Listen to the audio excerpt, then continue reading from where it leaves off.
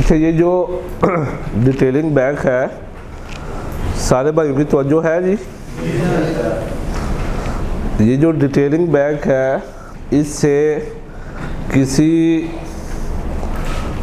National manager को, किसी techno commercial manager को, किसी एरिया मैनेजर को, किसी जोनल मैनेजर को या किसी भी एसपीओ को इससे कोई इस्तिस्ना हासिल नहीं है।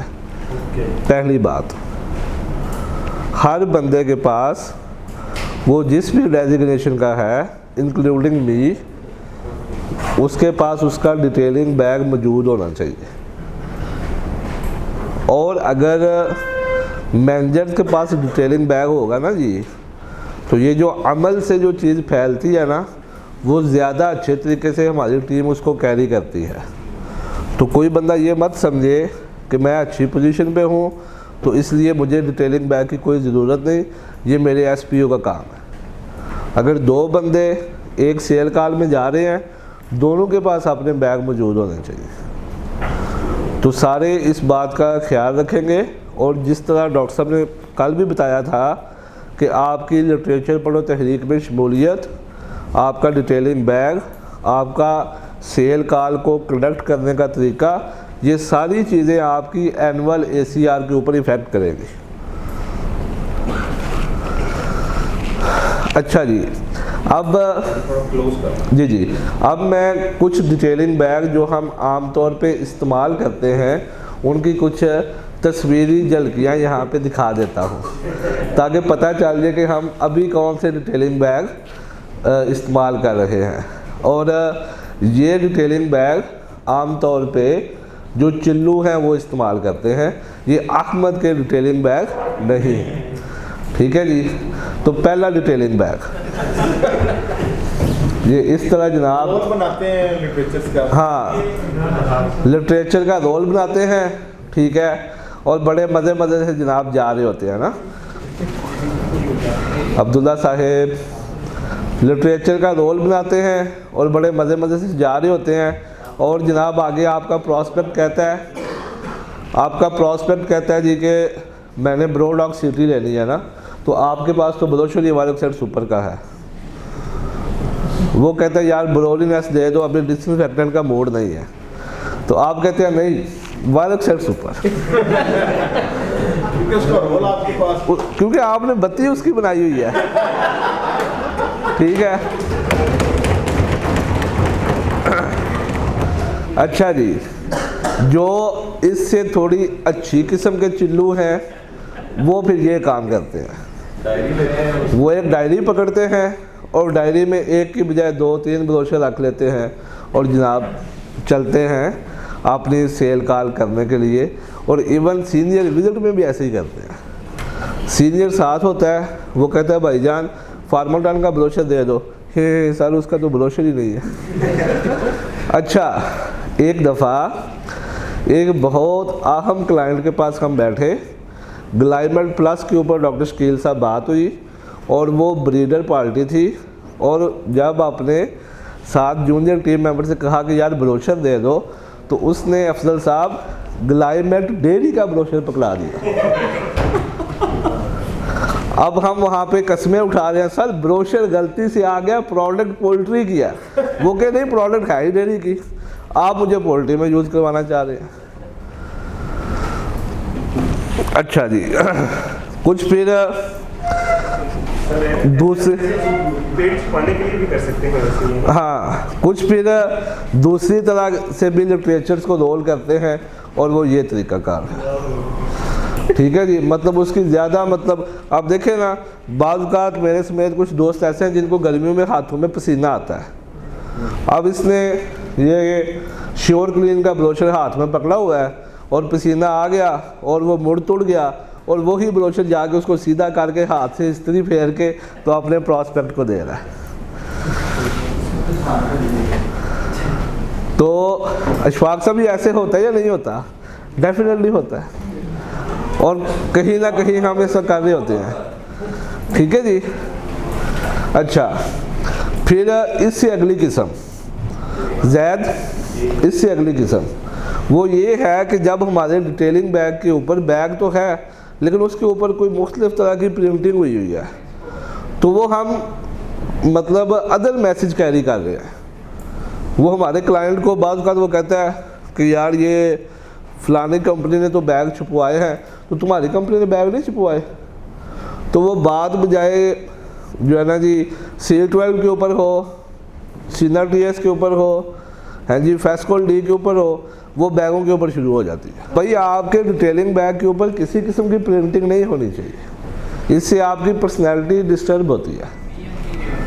DMG की भी नहीं होनी चाहिए, किसी तरह की प्रिंटिंग डिटेलिंग बैग के ऊपर नहीं होनी चाहिए, ठीक है। अच्छा, ये सितम ज़रीफ़ी देखें, ये गाड़ी की डिक्की है जी, और ये डिक्की बतौर डिटेलिंग बैग यूज़ हो रही है। जहाँ पे जाते हैं डिक्की खोलते हैं और उसमें से एक ब्रोशर निकालते हैं, उसको रोल करते हैं और साथ ले जाते हैं। कई दफ़ा डिक्की में रह जाता है, कई दफ़ा डिक्की में रह जाता है। जब ज़रूरत पड़ती है हाँ जी, वो जाके बात शुरू हो गई, सेल कॉल स्टार्ट हो चुकी है, सीनियर कहता है कि यार वो ब्रोडॉक्स का ब्रोशर दे दो, वो कहता है सर डिक्की में पड़ा, मैं अभी लेके आता हूँ। ठीक है। अच्छा, फिर अगर आप गौर से देखें तो ये जो बैग पड़ा हुआ है इसमें कुछ प्रमोशनल मटेरियल भी मौजूद है। तो अगर आप अपने प्रमोशनल मटेरियल को इस तरह रखेंगे तो प्रमोशनल मटेरियल की तो ऐसी की तैसी फिर जाएगी, उसकी तो क्वालिटी ख़राब हो जाएगी, वो तो किसी को देने लायक नहीं रहेगा।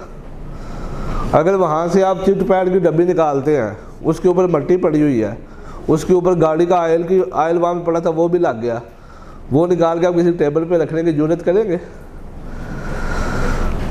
अच्छा जी, कुछ अहबाब क्या करते हैं कि जो गाड़ी की पिछली सीट है ना पूरी की पूरी, वो बतौर डिटेलिंग बैग इस्तेमाल कर रहे होते हैं। सारी सीट के ऊपर और पूरी गाड़ी के ऊपर ब्रोशर बिखरे हुए हैं, यहाँ से जो ब्रोशर नीचे गिरते हैं उनको मट्टी लगती है और वो ब्रोशर ज़ाया हो जाता है, और एक ब्रोशर के ऊपर तकरीबन 50 से लेकर 100 रुपये का खर्चा आता है।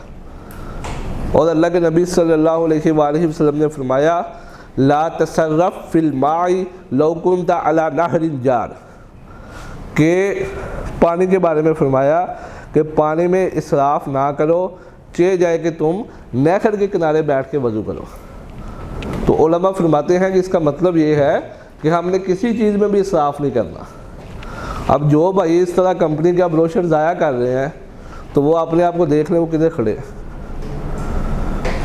अच्छा, फिर इससे थोड़ी अच्छे सोफिस्टिकेटेड किस्म के चिल्लू, वो गाड़ी की बैक साइड पे जो वो कैरी बॉक्स बना होता है उसमें वो अपने ब्रोशर इस तरह, हाँ पैसेंजर सीट के पीछे जो जगह है ना जी, वो वहाँ पे अपने ब्रोशर जो है वो रख लेते हैं। हाँ जी, और भी कई चीज़ें होती हैं, मैं उनके एयर फ्रैक्शनर भी होता है, ठीक है जी। अच्छा, और आगे देखें, ये एक साहब हैं, उनकी गाड़ी की डिक्की है और ये पीछे उनका जूता पड़ा हुआ है लिटरेचर के ऊपर। अब जूते के ऊपर गंद लगा हुआ था, वो जूता उन्होंने इधर रख दिया, वो ही गंद लिटरेचर के ऊपर लग गया, वो ही लिटरेचर पकड़ के अपने प्रॉस्पेक्ट को दे दिया। ये सारे हालात हमारे यहाँ पाए जाते हैं जी।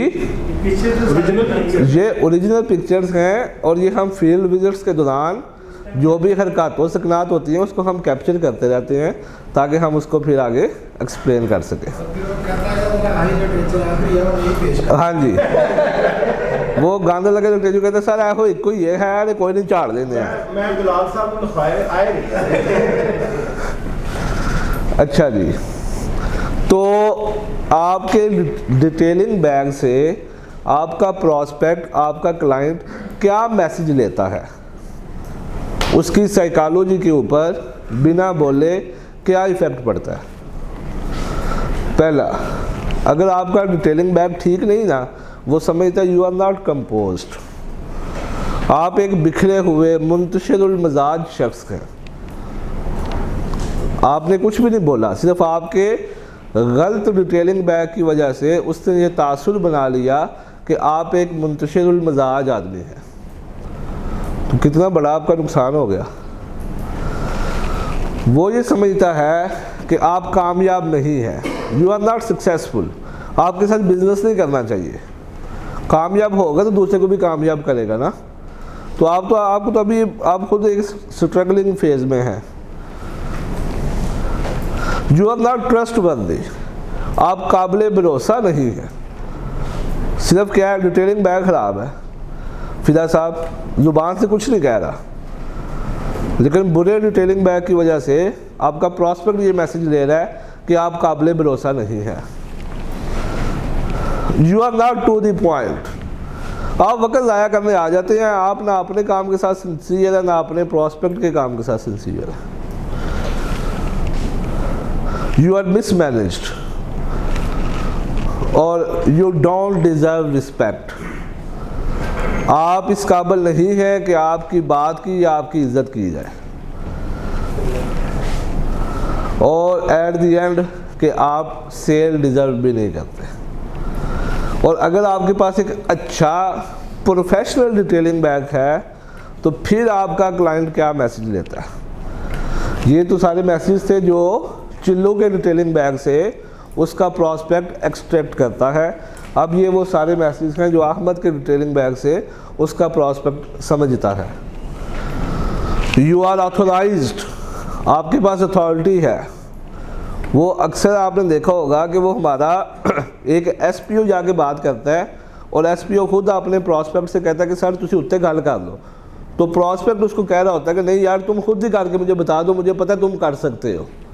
ऐसे होता है ना जी, कि मतलब हमारे जूनियर टीम मेंबर को वो प्रॉस्पेक्ट उसको फुली ऑथोराइज्ड समझ रहा होता है कि यार तुम आप ही गल करके मुझे दस देना कि तुम भी कर सकते हो, तुम्हारे पास अथॉरिटी है। वो उसको ज़ुबान से नहीं कह रहा होता कि मेरे पास अथॉरिटी है, लेकिन प्रॉस्पेक्ट ये समझ रहा होता है, क्लाइंट ये समझ रहा होता है कि तुम्हारे पास अथॉरिटी है।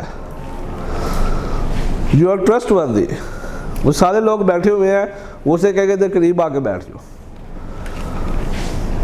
यू आर अप्रोचेबल, आपसे कोई बात की जा सकती है, आपसे कोई मशवरा किया जा सकता है। आप एक बहुत अच्छे और जो है ना जी, आपका ज़हन एक ख़ास जगह पे फोकस्ड है और आप एक वेल मैनेज्ड हैं और आप इस काबिल हैं कि आपकी इज़्ज़त की जाए। और you deserve to get in sales, आप इस काबिल हैं कि आपके साथ काम किया जाए। तो अब सिर्फ एक काम किया, अभी कुछ भी नहीं बोला, ज़ुबान से कुछ नहीं कहा, सिर्फ डिटेलिंग बैग प्रोफेशनल है और पहले का डिटेलिंग बैग नॉन प्रोफेशनल है। अच्छा आप ये बताएं इकरामुल्लाह साहब कि डिटेलिंग बैग को कब तैयार करना चाहिए? ऑलवेज हर वक्त आपके पास रहना चाहिए। हर वक्त होना चाहिए, लेकिन इसको तैयार कब करना चाहिए हम साहब बताएंगे? रात को सोने से पहले जी। शाबाश हाशिम साहब। बिल्कुल सर, रात को जी। नजम भाई रात को। यानी कि इन सारे भाइयों के कहने का मकसद ये है कि डिटेलिंग बैग रोज़ाना तैयार करना। मतलब ये नहीं है कि आपने एक दफ़ा डिटेलिंग बैग बना लिया बस अब बात ख़त्म, नहीं, उसको डेली बेसिस पे जो चीज़ उसमें से काम हो रही है उसको ऐड करना, उसको चेक करना। अच्छा कौन से ऐसे बैग्स हैं जो बतौर डिटेलिंग बैग, अच्छा कुछ भाइयों के पास बैग होते हैं लेकिन वो गलत किस्म के बैग को जो कि इस मकसद के लिए नहीं बने हुए वो उसको बतौर डिटेलिंग बैग इस्तेमाल करते हैं। तो तारक जुबैर साहब या वो वाले बैग आने लगे हैं ना, तो बाज़ औक़ात जो है वो हम लैपटॉप बैग को बतौर डिटेलिंग बैग इस्तेमाल करते हैं कि असल में वो लैपटॉप बैग है लेकिन हम समझते हैं कि ये एक हमारा डिटेलिंग बैग है। अब उसमें से जब हम लैपटॉप बैग को डिटेलिंग बैग के तौर पे इस्तेमाल करते हैं और जब हम सेल कॉल स्टार्ट करते हैं तो कहते हैं कि यार वो फार्मल का ब्रोशर निकालना, अब वो उसमें से ढूंढ रहे हैं। तो जब आपने ब्रोशर ढूंढना शुरू कर दिया तो क्लाइंट के साथ आपका आई कांटेक्ट तो ब्रेक हो गया, तो आपकी सेल प्रेजेंटेशन तो अब पावरफुल नहीं रही। ठीक है, ये क्यों रिकमेंड नहीं किए जाते, क्या वजह है जी? पहली बात ये कि आप इसमें लिटरेचर्स को कैरी नहीं कर सकते।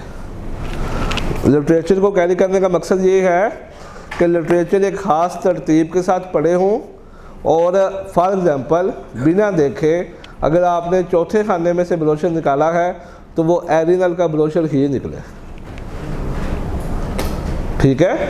अगर आपने पांचवें खाने में से ब्रोशर निकाला है तो वो सुपर सीन ही हो, बिना देखे। आपको पता है कि अगर मैं लास्ट खाने में से ब्रोशर निकालूंगा तो ये ऑक्टाराइम होगा, और अगर मैं पहले खाने में से निकालूंगा तो ये ग्लाइमेट पोल्ट्री का ब्रोशर होगा।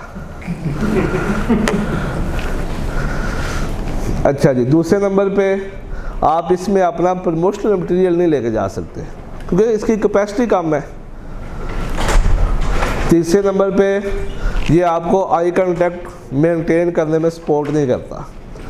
अच्छा, कुछ अहबाब के कहते हैं कि जो हैंग आउट बैकपैक्स है ना, जिनको पिकनिक के लिए लेके जाया जाता है, वो इस किस्म के बैगों को घर में पड़ा हुआ था। जोनल मैनेजर ने कहा और तुम्हारे पास डिटेलिंग बैग क्यों मौजूद नहीं है? उसने कहा सर कल ही लेके आऊँगा, टेंशन है लगो। जाके उसने जनाब अपना इस तरह का बैग जो कि हैंग आउट बैग था वो निकाला, उसमें अपने ब्रोशर डाले, उसी में अपनी शर्ट डाली, उसी में जर्सी डाली और वो रिव्यू के लिए आ गया। तो इनका क्या नुकसान होता है? ये भी रिकमेंडेड नहीं है, ये हमारी ज़रूरत को पूरा नहीं करते, ये सेल्स के लिए बने नहीं हुए, और इसमें हम सारी चीज़ों को एक तरतीब के साथ नहीं रख सकते, और ये लौजी हैं और ये नॉन प्रोफेशनल है। अच्छा जी, इसी तरह फिर जो प्रिंटेड डिटेलिंग बैग्स हैं, इसके ऊपर पहले बात हो गई कि इस तरह के बैग भी हमने नहीं लेके जाने, क्योंकि इससे जो हमारा क्लाइंट है वो डिस्ट्रैक्ट होता है और बात मतलब हम किसी और मौजू पे करना चाहते हैं और वो किसी और मौजू की तरफ निकल जाती है। अच्छा, कुछ शहजादे जो कि स्पोर्ट्समैन हैं वो ये करते हैं कि वो जिम बैग को बतौर डिटेलिंग बैग यूज़ करते हैं। This is a gym bag जो कि आपके जॉगर्स कैरी करता है, आपका टॉवल कैरी करता है, आपका जो कोई बॉडी स्प्रे है वो इसमें डाली जा सकती है। तो ये जिम बैग है सुफियान मियाँ। तो जिम बैग जो है ये बतौर डिटेलिंग बैग इस्तेमाल नहीं हो सकता। अगर आप इसमें ब्रोशर डालेंगे तो ऊपर से आपने उसको ऐसे करके बंद कर दिया, अब सारे ब्रोशर मुड़ तुड़ गए हैं, ठीक है जी। तो आपने उसका एक गड्ढा बनाया और उसको जनाब डाला और चल भैया जी, ओए तुम्हारा बैग किधर है नजम, सारा है लिखा, ठीक है जी। तो अब ये बैग तो मौजूद है लेकिन this is not a detailing bag, ये हमारे प्रोफेशन की ज़रूरत को पूरा नहीं कर रहा। Not recommended, can not carry literature, इसमें हम प्रमोशनल मटेरियल नहीं रख सकते, या प्रमोशनल मटेरियल रखेंगे मिसाल के तौर पे आपने इसमें 2 पेंसिलें डाल ली और 2-4 वो भी रख लिए RX पैड भी। अब सीनियर ने कहा यार प्रमोशनल मटेरियल है, हाँ जी है सर, अब ढूंढ रहा नहीं मिल रहा, यार निकालो जल्दी करो, चोर साहब बैठे हुए हैं। अब ये क्या करेगा, ये उसको ऊपर से खोलेगा और पूरा डिटेलिंग बैग उधर उल्टेल देगा। क्यों? क्योंकि मैं पेंसिल ढूंढूंगा आज, ठीक है जी। तो how are detailing bag should looks like, कि अगर ये सारे काम नहीं करने फिर करना क्या है। तो इस तरह का जो बैग होता है ना जी, ये डिटेलिंग बैग है। ये वो बैग है जो सेल्स प्रोफेशनल के लिए बना हुआ है, या अगर आप ये ले लें तो ये तो बहुत अच्छा है। अगर आप इसको थोड़ा स्मार्ट करना चाहते हैं तो फिर आप इस तरह का बैग ले सकते हैं। इसकी एनाटॉमी अंदर से इस तरह होती है हकमा साहब कि अगर आप ये ऊपर वाली इसकी जिप खोलेंगे तो इसके अंदर ऐसे खाने बने होते हैं, 7, 8, 10 खाने होते हैं। तो उसमें आप अपने ब्रोशर बिल्कुल तरतीब के साथ रख सकते हैं। और ये बैग पॉलिशेबल होता है, जिस तरह आपके जूते पॉलिश हो सकते हैं, ये लेदर का है तो इस तरह ये भी पॉलिशेबल है। तो अब आपने एक साहब गए हैं, चिल्लू साहब, और उन्होंने हाथ में हैंग आउट डिटेलिंग बैग पकड़ा हुआ है, या जिम बैग को बतौर डिटेलिंग बैग पकड़ा हुआ है, और मुनव्वर साहब वहाँ पे जाते हैं और उनके पास ये वाला डिटेलिंग बैग है। अगर आप इसका टेस्ट करना चाहते हैं ना, लिटमस टेस्ट, तो आप सिंपल क्या करें, किसी भी नॉन प्रोफेशनल बैग में आप ब्रोशर डालें। वो शेख साहब ने माशाल्लाह रखा है जी, अच्छा अच्छा अच्छा अच्छा अच्छा अच्छा चले। तो ये मतलब शेख साहब इधर मुझे दिखाएं जी, मैं ज़रा दिखा दूँ।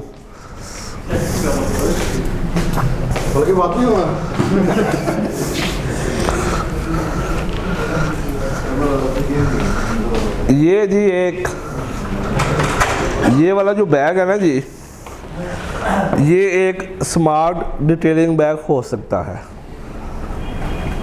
ठीक है। लेकिन सबसे बेहतर और सबसे अच्छा जो डिटेलिंग बैग है ना वो ये वाला है। ये आपकी सारी चीज़ें इसमें आ जाएंगी, ये भी ठीक है। अच्छा, मैं ये कह रहा था कि अगर आप इसका लिटमस टेस्ट करना चाहते हैं, आप क्या करें कि आप बिल्कुल जैसे आप प्रोफेशनली तैयार होते हैं, आप तैयार हो गए, अब आप नॉन प्रोफेशनल डिटेलिंग बैग पकड़ें और शीशे के सामने खड़े हो जाएं और फिर उसको रख दें और प्रोफेशनल डिटेलिंग बैग पकड़ें और शीशे के सामने खड़े हो जाएं। तो अगर तो आप अपने आप को ज़्यादा एनर्जाइज महसूस करें तो इसका मतलब ये है कि ये बैग वाकई वर्क करेगा। और अगर आप अपने आप को ऐसा महसूस ना करें, फिर आप इस आइडिया को कैरी ना करें, बल्कि इस आइडिया को कैरी ना करने के बजाय अपना टेस्ट करवाएं।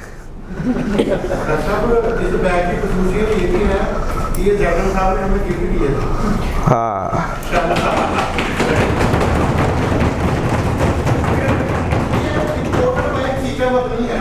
अच्छा अच्छा अच्छा, चलें जी इधर देखें।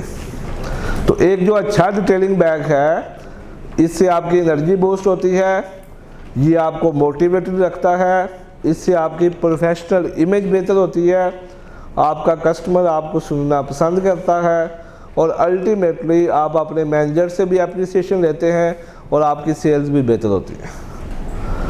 कुरान शरीफ की एक आयत है, उसका मफ़हूम ये है, अल्लाह ताला फरमाते हैं बिस्मिल्लाहिर्रहमानिर्रहीम वल्लज़ीना जाहदू फ़ीना लनहदियन्नहुम सुबुलना, कि जो हमारे रास्ते में जोहद इख्तियार करता है हम इसके लिए हिदायत की राहें खोलते हैं।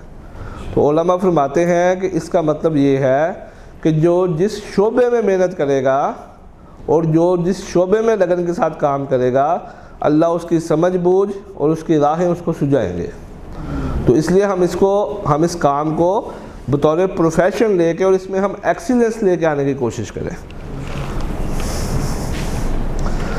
तो इस तरह का जो डिटेलिंग बैग है वो हम कहाँ से ले सकते हैं जी? तो ये 3 जगह ऐसी हैं कि जहाँ पे आप ब्लाइंडली ट्रस्ट करके तो इधर से आप डिटेलिंग बैग ले सकते हैं। एक ये सेज है, इसका डिटेलिंग बैग भी बेहतरीन होता है। दूसरे नंबर पे ये दी लेदर पॉइंट है और तीसरे नंबर पे ये मुकैनी या मुकानी, जैसे भी इसको प्रोनाउंस कर लें। तो ये 3 जो जगह हैं। अच्छा जी आगे चलें जी। तो एक डिटेलिंग बैग में क्या कुछ होना चाहिए जी? सबसे पहली जो चीज़ आपके डिटेलिंग बैग का पार्ट हो इमरान हाशमी साहब, वो आपके विजिटिंग कार्ड है। एक दफ़ा हम विज़िट पे थे किसी एरिए में, लाहौर में नहीं थे, ठीक है जी।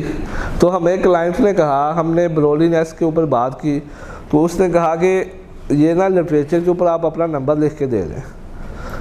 अब जो मेरे साथ टीम मेंबर थे वो भी पेंसिल ढूंढ रहे हैं, मैं भी ढूंढ रहा हूँ और फार्मर साहब भी ढूंढ रहे हैं, लेकिन पेंसिल ही नहीं मिली। तो उसे कहा अच्छा चले ना, हम आपको ये व्हाट्सएप कर देंगे ना, तो फिर आपने कांटेक्ट कर लेना है। उसने कहा हाँ ठीक है मैं कर लूँगा। End of the story. तो सबसे पहली चीज़ जो आपके डिटेलिंग बैग में मौजूद हो वो आपका विजिटिंग कार्ड है। कुछ लोग ये समझते हैं, उनके जहन में ये पुनी होती है कि हमें तो डिटेलिंग बैग की हमें तो विजिटिंग कार्ड की ज़रूरत ही नहीं, हमें तो हर बंदा जानता है, ये है वो है। भाईजान कोई नया फार्मर आ गया जो क्या जिसको नहीं पता, तो उसको तो आपका विजिटिंग कार्ड चाहिए होगा। तो ये पहली चीज़। दूसरी चीज़ जो है वो स्टेपलर विद पिंस, ये आपके डिटेलिंग बैग का पार्ट होना चाहिए। अच्छा इसकी क्यों ज़रूरत है? मिसाल के तौर पे आपने एंटी गम्बो का रिसर्च पेपर प्रेजेंट किया है। अब आप क्या करें, वो रिसर्च पेपर पकड़ें ब्रोशर पकड़ें, दोनों को अटैच करें, ऊपर अपना विजिटिंग कार्ड लगाएं और उसको थमा दें। इस तरह आपकी इंफॉर्मेशन उसके पास महफूज रहेगी। इसी तरह एक अच्छी बॉल पॉइंट भी डिटेलिंग बैग में ऑल द टाइम मौजूद हो।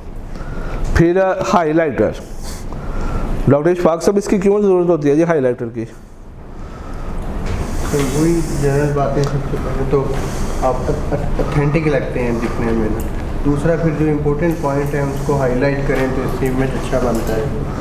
जैसे हमारे C12 के ब्रोशर के ऊपर विचर एट ऑल का पेपर है इम्यूनिटी के ऊपर, तो आप किसी जगह पे इम्यूनिटी की बात कर रहे हैं तो आप उस चीज़ को हाईलाइट करके अपने क्लाइंट को दे सकते हैं। फोसोमैक्स में अगर ओपन वेटनरी जर्नल का आप रेफरेंस दे रहे हैं तो उस रेफरेंस को आप हाईलाइट कर दें।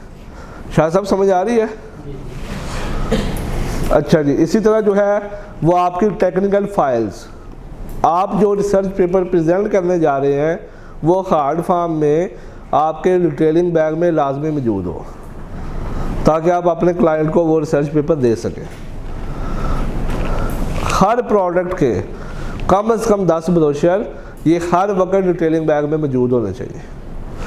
इसके अलावा जो भी प्रमोशनल मटेरियल अवेलेबल है ये आपके डिटेलिंग बैग का हिस्सा हो। फिर जिस तरह अफजल साहब ने बात की थी कि एक परफ्यूम भी डिटेलिंग बैग में मौजूद हो। अच्छा, परफ्यूम के ऊपर 2-4 चीज़ें हैं वो शेयर कर देता हूँ कि परफ्यूम की ना 3 बड़ी किस्में होती हैं। कितनी जी? एक होती है फ्रेंच नोड्स उसे कहते हैं, दूसरी को कहते हैं एशियन नोड्स और तीसरी को कहते हैं अरेबिक नोड्स। ये जो अरेबिक नोड्स है ना, जो ऊद और इस किस्म की खुशबुएं हैं, ये अरेबिक नोड्स में आती हैं। तो ये आपने अरेबिक नोड की परफ्यूम आपने सऊदी अरब या अरब ममालिक के अलावा कहीं और इस्तेमाल नहीं करनी, क्योंकि ये हैवी होती है और इससे बाद का जो इसका यूज़ टू नहीं होता उसको सर दर्द शुरू हो जाता है। और वैसे भी जो अरेबिक नोड्स की परफ्यूम है ये सिर्फ़ और सिर्फ आउटडोर यूजेज के लिए इस्तेमाल होती है। आप डेजर्ट में जा रहे हैं, आप हिली एरियाज़ में जा रहे हैं तो वहाँ पे आप अरेबिक नोड जो है। अच्छा, जो ऑलराउंडर परफ्यूम है वो फ्रेंच नोड्स हैं, जिसमें 2-3 बता देता हूँ। ब्लैक एस एक आती है यूनिवर्स की, ठीक है। इसी तरह जो है वो यूनिवर्स की दूसरी एक है इल्यूजन्स, ठीक है। इसी तरह जे डॉट में 502 है, 504 है और वोकल है और जिन्नान है। ये सारी जो है ये फ्रेंच नोड्स की परफ्यूम्स हैं। तो इनमें से और ये सारी सस्ती हैं, 1500 से 2000 की रेंज में है। तो इसलिए आपने ये वाली परफ्यूम जो है उसको। अच्छा, इसी तरह एक स्किन टोनर, ये भी आपका उसका, और इसी तरह एक कॉम्ब और मिरर। तो अब हमारा टेक होम मैसेज क्या है जी? टेक होम मैसेज ये है कि don't visit your customer while taking your literature in your hand और डायरी।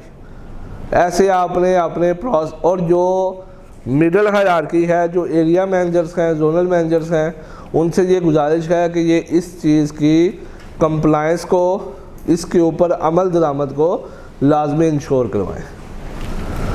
दूसरे नंबर पे जो हमारे ब्रोशर्स हैं इसको हम कार में ना बखेरें। तीसरे नंबर पे जो प्रोडक्ट के लिटरेचर्स आपके पास आते हैं उसको हम वेस्ट ना करें, क्योंकि इसके ऊपर अच्छा भला पैसा लग रहा होता है।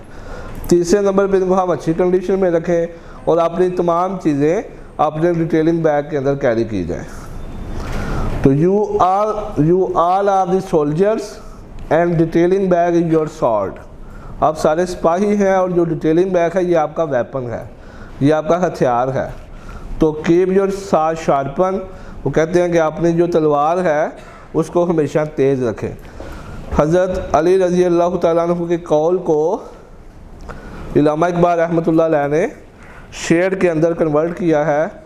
वो कहते हैं कि तवक्कल का ये मायनी है कि खंजर तेज़ रख अपना और इंजाम इसकी तेज़ी का मुकद्दर के हवाले कर। मतलब ये तवक्कल नहीं है कि हम ना डिटेलिंग बैग हमारे पास है ना कुछ और चीज़ है, हमारा जी तवक्कल है नहीं। सबसे पहले अपना घोड़ा बांधें, सबसे पहले अपनी तलवार तेज़ करें, दुश्मनों के ख़िलाफ़ अपने घोड़े तैयार करें, फिर अल्लाह के ऊपर हम तवक्कल करें। तो अगर इस वाले से किसी भाई का कोई क्वेश्चन कमेंट हो तो वो पूछ सकते हैं।